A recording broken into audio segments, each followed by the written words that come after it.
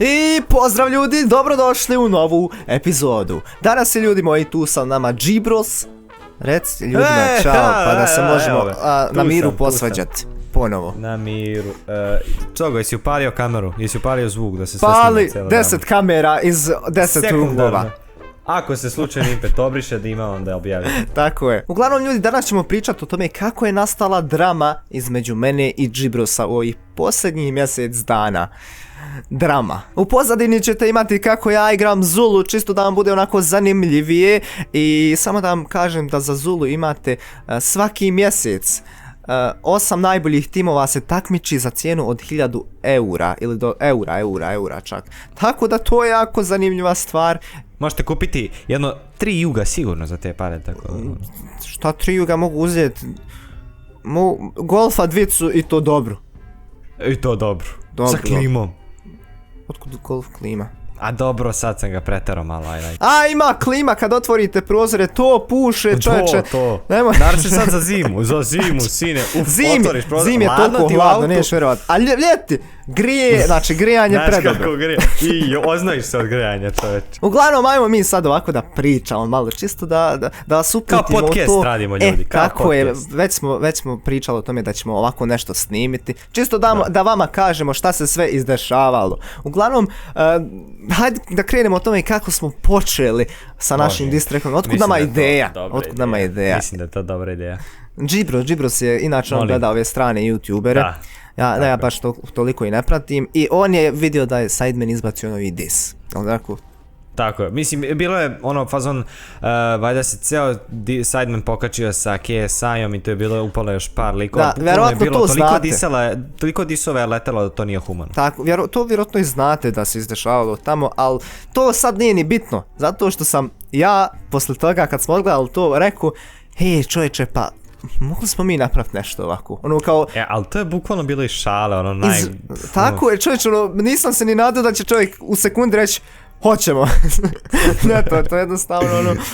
Ne, pazi, drugi put, prvi put kad si me pitao bilo je u fazonu kao, bravo, a onda drugi put kad si me pitao sam bio ono kao, hajde. Ono kao ne smiješ, smijem. I tu su bili i Šone i Krsko. I oni su bili u fazon kao vi niste normalni. Šta? Hoćete hejtat na kanalu i ovo ono.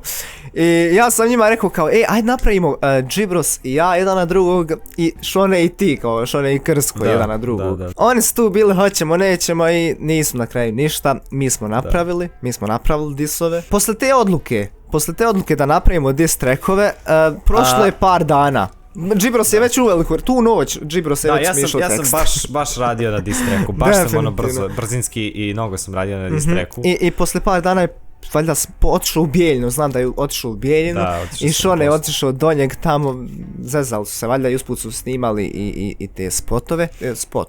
Usput trebao je da bude fazon još jedan kadar, sad najviše zgradi iz Brčkog, ali ono, nismo mrzelo da se penjemo, tako da ipak ništa od toga. Pa trebali ste, to bi bilo dobro. Ali fazon je bio to što sam ja trebao da idem u Bijeljinu, znači, ali nisam mogao, pošto sam imao nekih obaveza i trebao sam čak biti u njegovom spotu. Pa Impet trebao da mi snima, spot. Ne, trebao sam biti u tvom spotu. Da, na kraju. Čovječ, ono, kao nešto da se desi neka drama, ono, da se potučemo, šta?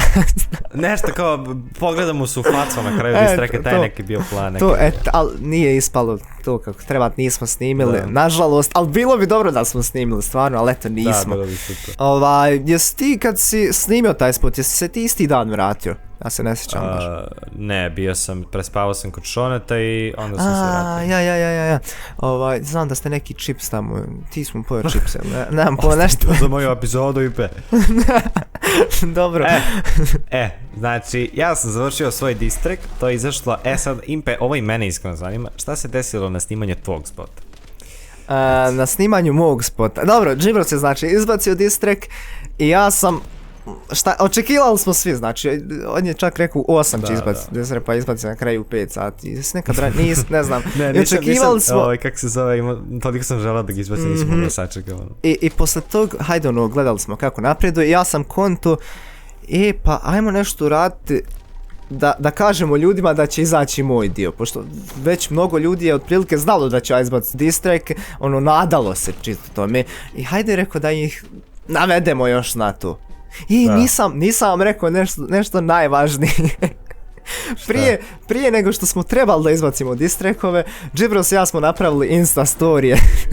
Da, kao da smo se posađali, to je bilo najbolje. Ne znam da li neko ima screenshot toga, ali mi smo Moguće. kao, ne znam šta je bilo, ja sam... Ma ti neku kao glupost na tastaturi G, bros, kao Ja, malo sutra. slikao sam tastaturu i Neka ovdje G glupost u nego, tipku evo. i nastavio kao crticu, dodao i napisao bros, malo sutra, nešto, uglavnom na taj fazon. Bože sačuvaj. Uglavnom, dokle sam došao? Došao sam do Došli toga do toga da snimaš spot. Mislim, nisam pričao za pesmu kad si krenuo. Jesi ti prvo, a mislim da si prvo pesmu snimio po spotu. Pa jest, Logično. al, ne nisam, ja sam pjesmu snimio posle distreka Džibrosovog, taj ja mislim dan ili dan posle. Da. Ne, snimio si možda malo kasnije, malo si odužio. Malo pa si jesam. Tek poslije, onda sačekao još par dana i onda si tek Prošlo je snimao 4 dana od tvog distreka pa sam ja izbacio svoj. Da, tako ali za reakciju moju, tu smo u posljednjem trenutku odlučili da snimamo reakciju, čisto da navedemo vas, da dođe što više pregleda na moj distrek. To je bila baš distrek. dobra ideja. I reakcije su baš bile. Jest, reakcija na kraju nam ispadaš kod nekog distrekovi, ima preko 1 milion pregleda kod njeg i preko 1 milion pregleda kod mene na reakciji. Uglavnom, snimali smo te reakcije, ja sam u nedjelju ili je bio ponedjeljak otišao da snimam spot, za jedan dan sam spot riješio i utorak sam već izbacio distrek. To je bilo, šta ja znam, izbacio sam distrek i otišao negdje. Ja mislim da sam se vozio čak s biciklom, nemam jesam, neku djecu sam vidio, djeca su me vidjela i kao rekli su, distrek je odličan. I posle sat vremena sam pogledao kako napreduje distrek. Napredovo je nenormalno dobro, za taj dan je skupio preko 400.000 pregleda, što je rekord na mom kanalu. I trenutno distrek broji preko 4 miliona pregleda i preko 100.000 lajkova, što je baš velika brojka, složit ćete se sa mnom, ja mislim. Definitivno, znači bukvalno... Tako da, hvala vam svima. Većina youtubera nema toliko pregleda kako si dobio lajkova na klipu, bukvalno. Tačno čovječe. Znači spotovi nemaju toliko lajkova. Ja sam oduševljen, pa pogledaj ovaj novi spot od Bube Korelija, usta na usta. Trebalo mu je 7 dana da skupi 1 milion pregleda, što sam ja za doktorirao, znaš. 2 dana, 3. Dobro, da, nemoj sad. Uglavnom, prošlo je, šta ja znam, je li prošlo mjesec dana od distreka? Nije. Ja mislim da nije. Nije, definitivno nije. Prošlo je... Pazi, ja nisam krenuo u školu Sad ćemo vidjeti. Evo, sad ću ja da pogledam baš. Znači, sad ću ti reći, prošlo je 4 nedelje, pa da nije još August 29, znači za 7 dana je mjesec dana distreka. Znači, bukvalno par dana pred škole. Znači za manje od mjesec dana preko 4 miliona pregleda, što je nevjerovatno. Uglavnom, hvala vam puno na svoj podršci i na komentarima, znači preko 13.000 komentara ima. Koliko imaš komentara? Sad ću vidjeti. 19.600 komentara. Znači od 19.600 komentara 90% je pozitivnih komentara, što sam prezadovoljan i mnogo vam hvala na tome. Ja sam već publishovao znači pjesmu, ali nisam rekao ko je pravio pjesmu, što je, ja mislim, najvažnija stvar, pošto pjesma je ispala brutalno, čak moje mišljenje nije da je predobra. Uglavnom, Cogu mi je snimio beat. Ne, nije čitav beat, nego je Cogu...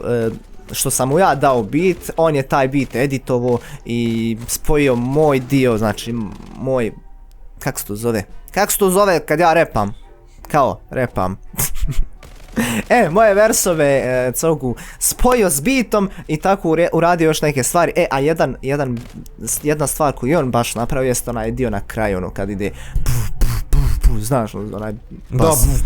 Da, definitivno. To je ispalo još bolje, čak od cijelog bita, to je meni nekako najbolje. Uglavnom, Cogu, hvala puno, možete posjetiti Cogu Krajnjena, Cogu Legenda.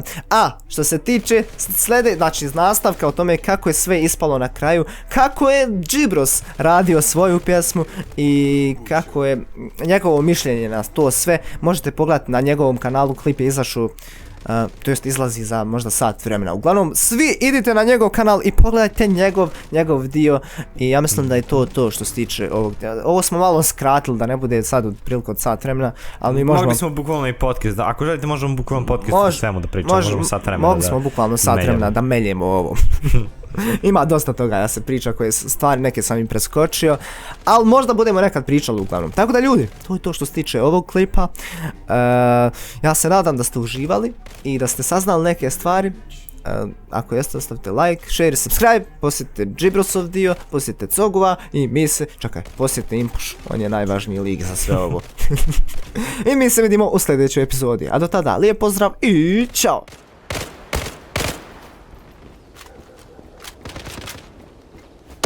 You lose.